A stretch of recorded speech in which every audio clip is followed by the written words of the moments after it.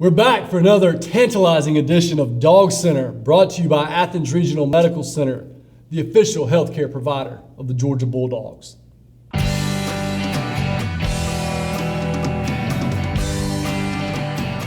Welcome back, Dog Nation. Exciting week to be back. 1 week before kickoff, well, coming up this Saturday, a week before kickoff.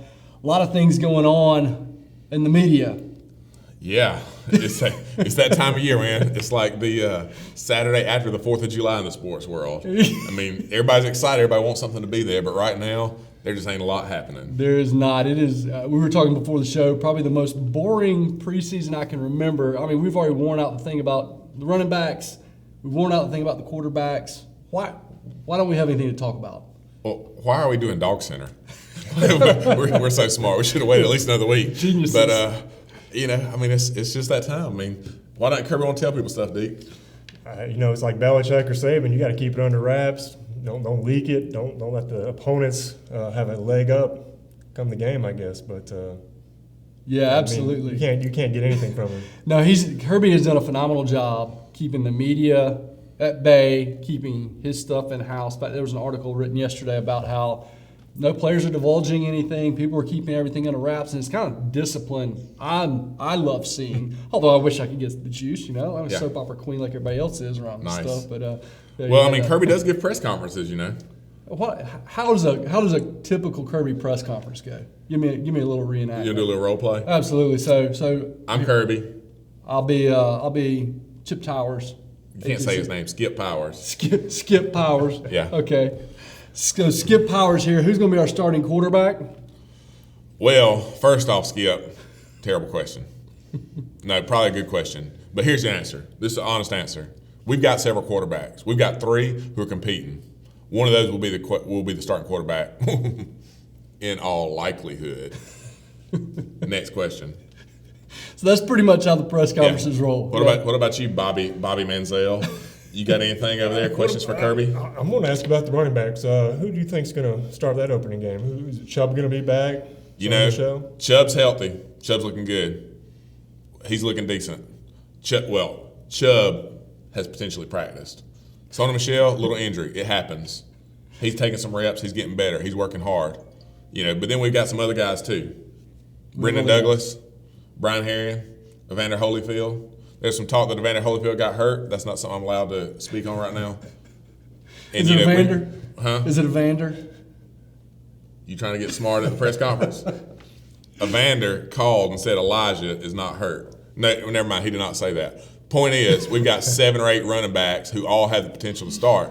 And right now, just in case you knuckleheads send this out to North Carolina somewhere, we're not telling you nothing. So from that point, somebody's going to play running back for us.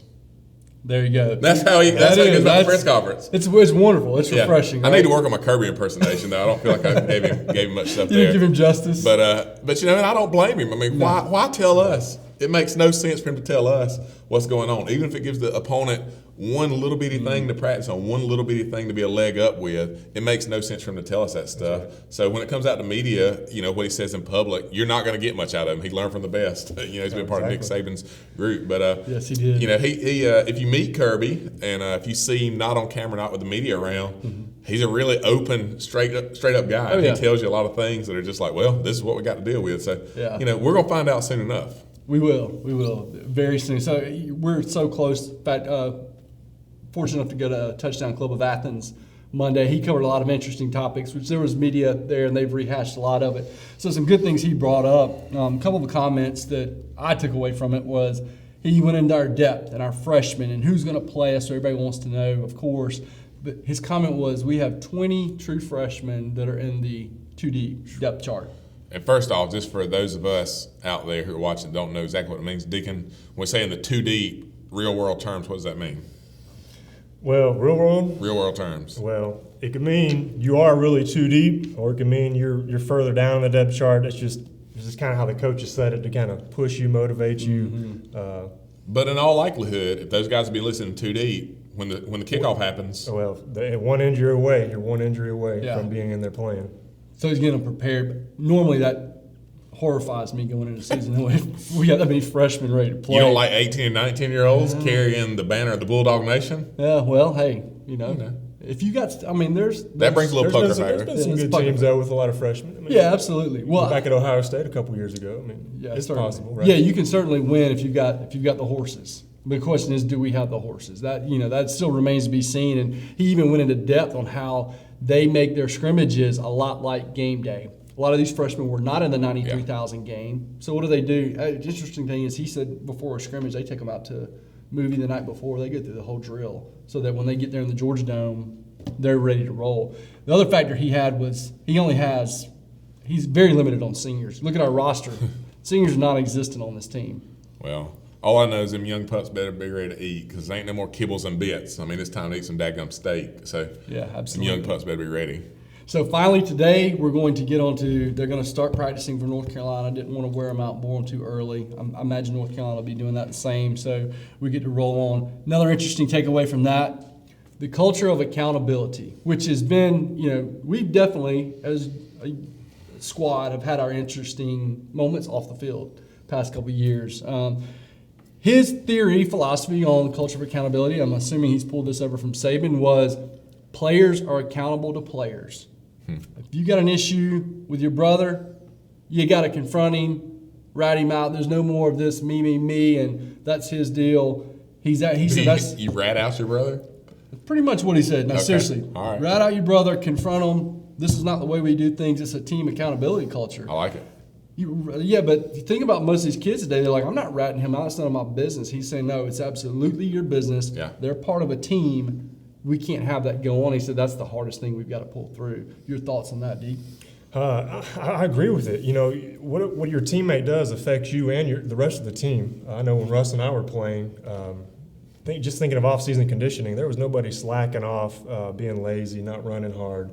We were all trying to beat each other, work harder than the next guy, and I think that accountability right there is kind of what he's working off of, as far as not just training, but outside of the facility. Out in the community, at school, making sure guys get into class, keep your grades up. Sure, it covers everything. Certainly. Yeah. I think one thing that I noticed early on, because I heard one of the recruits say, they asked a recruit one time, like, hey, what do you think about Coach Smart? He said, well, first off, he told us to call him Kirby. So, really? So if you hear the players talk, none of the players say Coach Smart. They all talk about Kirby. And it kind of reminded me of how a lot of NFL teams are. Because you get to the league, let's talk to someone who's actually in the league for a period of time. A lot of those guys up there don't call it Coach Lewis, Coach Dungy. Sometimes they do, but a lot of times it's Tony, it's Marvin. So, he treats them a lot more like professional athletes do, to where you're going to be accountable, you're going to be responsible, and if you don't do what you're supposed to do, you're going to hit the road. So there's not a lot of coddling with that, and I think it's just a little bitty thing. Like, look, you call me Kirby. I'm here, I'm running this show, but we're going to try to make this thing happen like mature adults, and I expect you to do the same. That's a very good point, very interesting point. But he said over and over again, culture of accountability was his number one concern. Once he get that and everybody bought into the system, he felt like winning would take care of itself. And I agree. So, final thing, a little bit of a technology thing in this little section was he mentioned that there are GPS trackers and other biometrics on every player during practice. Certainly, back in the 90s we didn't have that technology, but he had some interesting illustrations about that. Certainly was foreign to me and most of the older guys in the audience, but experience with it. Y'all had it in the league recently? A little bit in the league. I think my last year or two, guys were starting to use it. They track kind of how fast they're running, maybe how far they're running. Maybe I think there's some things that could tell them how hydrated they were, things like that. Back when we played, our coach Neil Calloway, hey, are you tired? Good. You even more tired. There was no break. 14 more reps for you. There wasn't any, let's rest your legs. Yeah. But I can understand it nowadays. You got receivers who are running downfield. If you give yourself a little edge, if someone's a little more healthy or a little more rested, then I'm for it. But I don't know if the O-line's getting much out of it. Yeah, let's not put them on the O-line. Because here's the deal with O-line. Yeah. You put on these guys because you don't want them to strain and pull muscles, right? Yes, correct. Have you ever heard of anybody going on the injury report because they pulled some fat? No, it does not happen. Offensive lineman has never been out because what happened? He strained some fat last week. Hopefully that stuff repairs itself. It's not going to happen. No. I'd be more worried about, Did you go to the sideline 14 times during that 2 segments to get Gatorade? Yeah. And then they could end up putting it on you. You know, we're in a big brother society. The government's trying to take over. People try to tell you what to do. What's next? They're going to put it on you and see how many times you go to McDonald's on the weekends? It's ridiculous. I mean, they could get into home application. My wife could say, did you go to the refrigerator again last night? Nervous? Yes, this is ridiculous. No, I'm just kidding. It's great for the fast young guys, but for the big fat linemen who I would be part of that brethren, you know, let's spend money on something else. For me personally, but See, I was that way. My initial take was, "Are you kidding me? What is that? Where we're at? Why do we need that?" Very good point he made was timing on receivers. If our fastest receiver is running at 19 miles an hour and he starts dipping down at 16, 17 because he's got dead legs, right. The timing is way different. By the time he rolls around at the game and he's running at 19 on the cuts, our quarterback timing is way off. There you go. So it did make a lot of logical sense once I got to know it. I just thought it was completely fascinating that we've got chips on everybody. And There's a lot of people a lot smarter than us that are using this for probably Yes. things that are good. Yeah. So Well, now, you know, but good coaches, and Kirby's one of them. Like, he knows when a receiver's not at full speed. And Oh, you yeah. know when a team's got dead legs. I mean, your players are going to let you know, first of all. it's evident. Yeah. Can you imagine the spreadsheets and all the data and stuff? That's why we got such an extreme sports staff, and we're just getting more and more involved. I'm just waiting on the first assistant to the junior athletic trainer who's an intern to come to Kirby and say, Kirby, you got to take your inside linebacker out. He was down 0.3 miles per hour on that last rep. Yeah, see how that's going to fly. In And the we're game. playing Tennessee next week. Yeah. You're not going to go. Yeah. Not going to go. Glitch in the system is what's going to happen. So speaking of health and technology, we're going to break for a commercial brought to you by Athens Regional Medical Center, the official healthcare provider of the Georgia Bulldogs.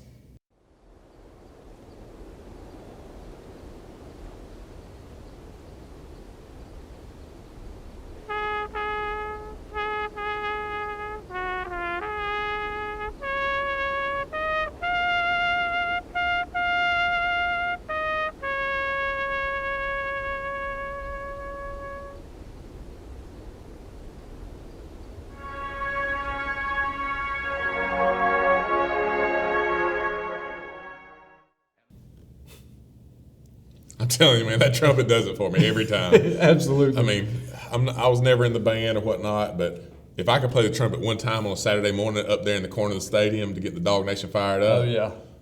Absolutely. With 2 words, 2 simple words. Let's hear Munson say it, baby. It's time for some Go Dogs. Anyways, Oh, man. back to you, Mike. Now we're close. We're real close. So we've covered a few topics. What is the most under-talked or not talked about topic that's going on through camp? What are we missing? What are we concerned about that no one's said anything about? I'd probably go with the linebacker depth. Had a linebacker transfer out, and we've had to move a safety down. Rashad Roundtree. So I think we haven't had enough. Yeah. You know, we're covering the quarterback and running backs. I think the defense has kind of got left out O-line's on getting that. some love this A year. little love. Yeah. Feel good about So it. I think linebacker right now. You only got a few. You know, get an injury here, someone gets hurt in a game, tired. You know, I think that's a spot that we've Yeah. been kind of avoiding to talk about. Yeah. He's running on 2 deep. He's supposedly running neck and neck number 2. Roundtree is right. He and Carter's. Carter's a great player. Yeah. He's proven. Roundtree, big recruit, but sticking your nose up inside. It's different. different. You're out there being a big boy in the back of the pack. All of a sudden, you're coming down there and you're 220 pounds with some sure enough big boys coming at you. Yes. Better strap it on, young fella. Yeah. So reminded a couple of years ago, injury in the Georgia Dome against Boise State, and we had a kid filled in great, but he's a walk-on playing the entire second half. Yeah. So depth, inside linebacker, huge concern. Last year, we could go back and watch season 1 of DawgCenter and pick out Mike's rant of the week because they were common. But one of the main ones you talked about was the idea of special teams coordinator, special teams coach. Yes. We have that now. Yes. Shane Beamer is here. Mike's excited about it like he's ever played on Absolutely. special teams in his entire life. Come on, put the ball. There you in go. the ball. You were holding. Laces All out, right. Finkel. Laces out, Dan. So having a special teams coordinators here, we haven't heard a lot about that. Right now, I don't even think they've named a kicker. And I don't think that's necessarily Kirby being coy. Nobody's asked him about it, though. I mean, there's some No. guys who have played. Last year, Bryce Ramsey was the punter. Yeah. Who's the kicker going to be? And, I mean, we know year in and year out, you win and lose several games simply on special teams. Yes. Talent level is going to be very equal Yes. across the league. You've got great coaches everywhere. Much as we don't like Tennessee and Alabama and Auburn, they've got really good coaches for the most part. Special teams can be the difference a lot of times. The kicking game, punt coverage, kick coverage, What do? Do you know how to respond and do it quickly? And that could be something that wins and loses games. We hope that, we get Beamer Ball version 2.0 a little bit nice. with him coming in. So I think the special teams coordinator with Coach Beamer there, and then just who the specialists are is going to be big. Yeah, he addressed that a little bit the other night at the Touchdown Club meeting. His take was, I feel good about my kickers, which shocked most of us. And he said, he goes, I'm really concerned about the coverage teams, which he said, I've got, too many unexperienced players going down and covering kicks. So that is two very good things, inside linebacker play and special teams that are very unknown. So great topics. So we're going to cut back now. We got Scooter Scott Brown with the Jackleg message board post of the week. Thanks, guys. Scooter Scott Brown here. Now, last week we had a bit of a meltdown. I had a bit of a meltdown. I'd like to apologize to the Dog Nation, to our fans, to my parents, and my dog Bessie, most of all. It was unprofessional and... Nope, Shih Tzu. She was a gift. Thanks for bringing it up. Sore spot. So we're going to start with the next Jackleg message board post of the week, and we're going to handle this like professionals. Thanks. All right. This week, Jackleg message board post of the week is brought to us by Dogvent, not a sponsor, and it's by Iceman MRCC. No one really cares. He writes, why does the UGA Florida game continue to be in Jacksonville? Simply put, because the grass is green, the sky is blue, and Jesus is Lord. Amen. Go Dogs. R.I.P. Mark Richt. Now we're... Scooter. He's still alive. Again? Are we sure? We need to we're going to fact check this. Yeah, he moved to Florida. He's dead to me. Same difference. Anyway, we're going to get into it. You know what? No, we're not. I'm done with this. We're going to keep our composure. Back to you guys. It will always be in Jacksonville. We will never wear black jerseys again. That's it for me. Back to y'all. Nice job, Scooter. A little better. He's getting there. Young Scooter's going to be all right by the end of the year. By the end of the year. You ever watch the Colin Cowherd show? The side talent he gets versus what we got. Anyway, I digress. So. Comparable or not? That's what you're saying. not even close. Not even close. Scooter's the man, though. Scooter's the man. We're getting there with Scooter. Thank you, Scooter. Next up, Dennis, we're going to have you head over to see Scooter here. We got a new segment, so we figured we have some great people coming in and out, and rapid fire 10 seconds. So we need you to come over here, do a rapid fire Q&A with Scooter Scott Brown. So why don't you head on over and see what we got. Good luck, Deke. I may not be able to get out this table. You can see Dennis unfold as he walks over. Mr. Dennis, Thank you so much. Scooter Scott here. We're doing a new segment. The man, the myth, the legend, Dennis the Deacon Roland. He's always walking around the office lumbering more like he's got a Yeti type build on him. But he's a very quiet guy, and so we're trying to get to know him. We're trying to have y'all get to know him. So we're doing a new segment called Rapid Fire. Dennis, I'm going to ask you a couple quick questions, important questions that the Dog Nation have been asking for years, and we're going to get down to the bottom of it. So, first off, name. Dennis Roland. Full name. Dennis Fairland Roland Jr. Wow. UGA position. Offensive tackle. Year. 01 through 05. How short are you? 6'9". Good God. Pro team experience. Tampa Bay 2 years, Cincinnati 6. Married. Yes. Kids. Yes. Horses. No. Yes or no, have you ever given the middle finger to the coach? Yes. Dennis. Favorite football war story? Winning the SEC championship senior year. Try not to brag. Capital of Vermont. Pass. All right. What do you want to be when you grow up? Stay-at-home dad. Nice. Have you ever kissed a girl? Yes. Whoa. On the mouth? Yes. We're done? No. Okay. That's nice. Oh, okay. Favorite off-the-field story? Getting married. Nice. Boxers or briefs? On me. We'll pass. Favorite Taylor Swift song? I'm passing on that too. Big spoon or little spoon? It's got to be big to fit all the food in my mouth. Could a situation ever arise that could ever lead you to hit an immigrant? No. If you could be any sea animal in the world, what would you be, not counting a dolphin? Everyone chooses a dolphin. Well. Do you think you could beat me in an arm wrestling match? Of course. All right, can we bring it? Bring it down. Bring it to me. I understand that you're very confident in your answer, and that makes a lot of sense, considering your physical prowess. But just give the people a show. Just make it like you're thinking about it. All right, we're gonna take that one from the top. Do you think you could beat me in an arm wrestling match?